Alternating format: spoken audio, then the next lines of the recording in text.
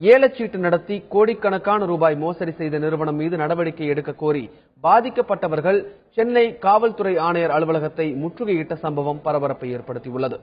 தமிழகம் முழுவதும் பல கிளைகளுடன் செயல்பட்டு வந்த ஏலச்சீட்டு நிறுவனம் ஒன்று திடீரென மூடப்பட்டது. இதில் முதலீடு செய்திருந்தவர்களுக்கு ஏலச்சீட்டு நிறுவனம் சார்பாக அளிக்கப்பட்ட காசோலைகளும் பணம் இன்று திரும்பியதால் இந்த நிறுவனம் மீது நடவடிக்கை எடுக்க கோரி பாதிக்கப்பட்ட 100க்கும் மேற்பட்டோர் சென்னை மாநகர காவல்துறை ஆணையர் அலுவலகத்தை முற்றுகையிட்டு போராட்டம் நடத்தினர். சீட்டு கட்டியிருக்கோம். 6 மாசம் முன்னாடி நான் 1 லட்சம் ரூபாய் கட்டி முடிச்சாச்சு. அது ரூபாய் கேட்கும்போது ஒரு 3 மாசம் ஈட்டு அடிச்சாங்க. அப்புறம் ஒரு செக் கொடுத்தாங்க.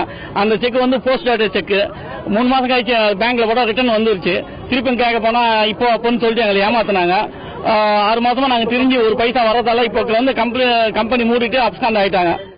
பாதிக்கப்பட்டவர்களிடமிருந்து புகார் மனுவை பெற்றுக்கொண்ட காவல்துறையினர் உரிய நடவடிக்கை எடுப்பதாக உறுதியளித்தனர். இதனையடுத்து போராட்டம் நடத்தியவர்கள் கலைந்து சென்றனர்.